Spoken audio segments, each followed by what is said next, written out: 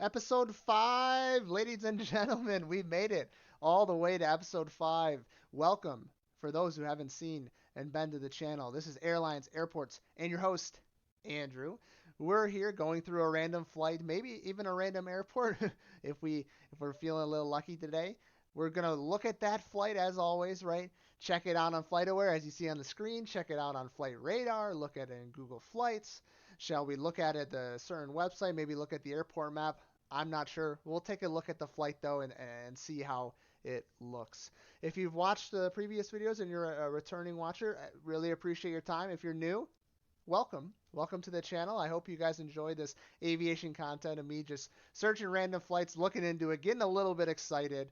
Make sure to drop a like on the video, comment down below what your favorite thing is about aviation. I can't wait to interact with you guys, and make sure to click that subscribe button. Let's get into it. Let's see what random flight we get this time. As I stated before, if you don't know, on FlightAware, if you go to flight tracking, you can see random flight. It'll give you any flight across the world, any particular route, airline. Let's see if we can find a big one. We stick away from the small ones. We can't really dive deep into it, but I do love seeing them. Let's click random flight. Let's see what we get. First click on random flight. Oh, okay. This is very interesting right here. Um, we're not going to use it. It did look like a bigger kind of route than it should be. We're going from a small town of Sidney, Nebraska to Denver, Colorado in this Bemidji Aviation. Maybe some sort of training, some sort of pilot school. We're not going to do this one since it's not at least an airline per se. Let's click another random flight. Might get the same one. No, we don't get the same one. We get a first ever Southwest flight on the channel. Southwest Flight 2088 going on the west side of the United States from Phoenix, Arizona to Burbank, California. Very cool. About an hour and a half flight. Very short as you can see on the map. Just a quick jog across Arizona into California. Landing at Burbank. Never been to the Burbank airport. Been to a couple airports within California. Never Burbank. Gate C14 in Phoenix. Gate A2 in Burbank. Look at that. Just took off in the Boeing 737-700, so a little bit smaller Southwest plane. They have a small fleet of planes. Looks like this goes a lot of different directions. Look at this. Goes from Phoenix to Burbank, Burbank to San Jose, and then it distributes at least a call sign, right? Going from Portland to Phoenix and so on, right? This is very cool. Let me take this call sign SWA 2088. Let's plug it into FlightAware. Let's check it out on the map itself. As you can see, type that in. We found it right here. Let's show it on the map. You got a little sneak peek of where our first European route was. That was on the screen before. Check that out in episode 4. That was very cool. As you can see, we see it on the screen. I'll click the route. Very short route. Look how short that is. We'll take probably just around an hour of time in the air. As you can see, you're basically taking off and landing in the same time with the time zones. It's absolutely crazy how you kind of time travel when you travel across time zones like that. So it's in the air. We could be going from Phoenix to Burbank right now. I would love that. It's very cold outside. I bet you it's a little bit warm in both of these specific locations. This is very cool. I'm glad we got a Southwest. I do love Southwest. It's a great budget airline, but it provides a lot of perks that other budget airlines don't. So I definitely recommend looking into Southwest, and we'll look into Google Flights. I'll give you a little sneak peek of what Southwest kind of does. A sneak peek. They don't really advertise in Google Flights. They're their own system, so you have to really go into the website. Maybe we'll dabble with that. Let's look up the Phoenix though, the Phoenix airport map. We can take a look at this particular airport itself. I'm going to click within the website. Maybe they have a nice little map itself. Look at here. Yeah, so it's a relatively big airport. Phoenix is a big international airport. Terminal 3, Terminal 4. Look how far away the rental car center is from the terminal. I've had this experience at the Phoenix airport. We landed in Terminal 4. We made our way all the way into the garage or wherever we exit this airport. And then we got to take a train or a call all the way to the rental car. It took about, I would say, an hour's time before to get all the way to this after getting our bags. It was a pain waiting for the shuttle, waiting for everything. I mean, it makes sense, but I wish it was a little bit closer. As you can see, right, relatively big airport. I believe that most of the Southwest hub, Phoenix is a Southwest hub, so I believe a lot of the Southwest take off within either the A or B gates. I could be wrong. Don't Don't hate me if I'm wrong, but still very cool. Nice airport to go to. I haven't had any problems with this specific airport. We're flying to Burbank now. Let's check Burbank Airport, shall we? This is BRB Airport. It's not BRB. As you can see, I looked at an airport and gave me right to Brazil. Let's go back to BUR. I don't know why I thought BRB, and I'm not B. Be right back. BRB Airport, let's check it out.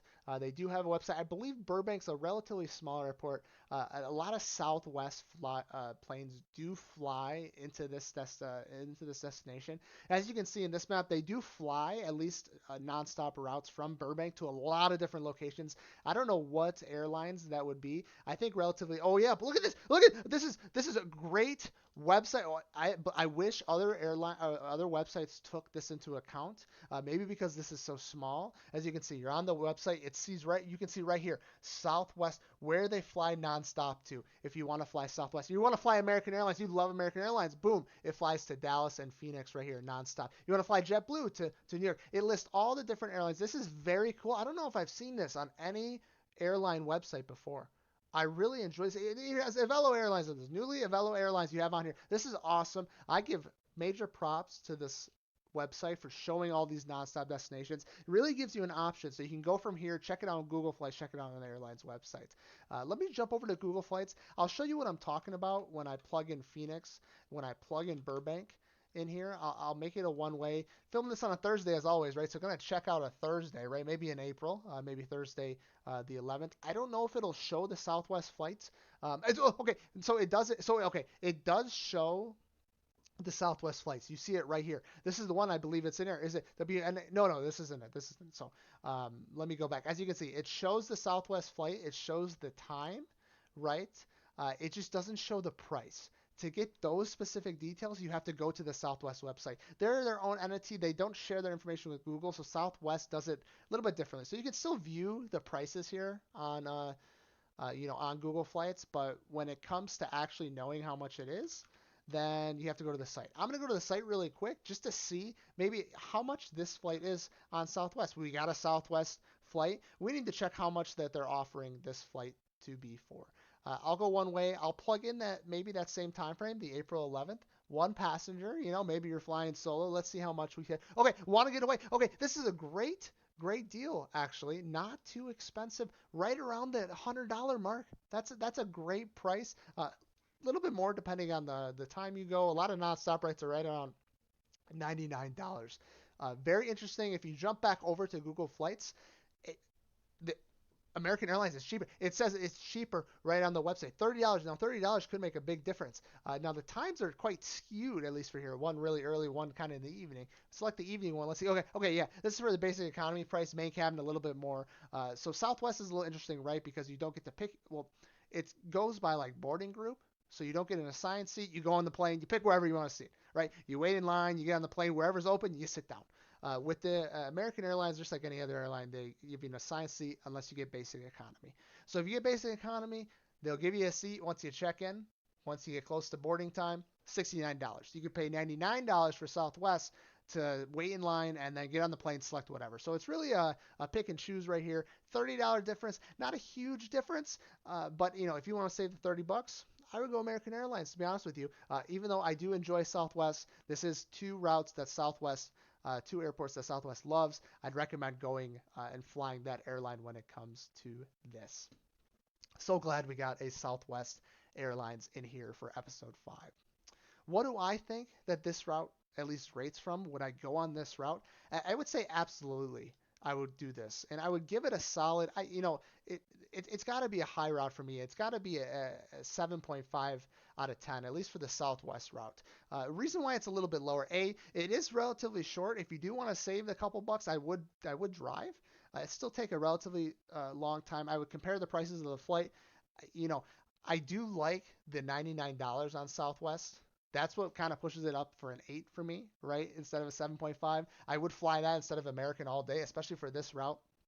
Two airports that Southwest really flies back and forth to. You can get a lot of different places on the west side of the United States with Southwest. I would fly this route if I had to. If I was going to Burbank, if I needed to get to LA, I might fly Southwest from Phoenix to Burbank. Phoenix to LAX might be a little bit more money. So this might have been a lifesaver for folks flying from, get to Phoenix, go to Burbank, and then look how close you are to LA, super close. This might be the route to take. So I'm so glad we got this. It's a different avenue to take if you're going by Los Angeles. I really like this. Solid 7.5, leaning towards an 8 out of 10 with me doing this route. Let me know in the comments if any of you have been on this specific route, either with Southwest or American, right? Or maybe you traveled to specifically, in the Los Angeles area. Very, very cool. I hope you guys enjoyed episode 5 here where we looked at the random flight. So happy we got the Southwest one. Nice little route again within the United States of America. Sorry, I'm not really sure what's happened to FlightAware, but we'll stick on Flight Radar. I enjoy we got this. I'm excited to see what we'll get in the future. We'll keep you in these shorter routes. We'll get longer routes. I think it's going to be a nice combination. If you want to see more, make sure to like that video. Put a comment down in the comment section. Hit the subscribe button.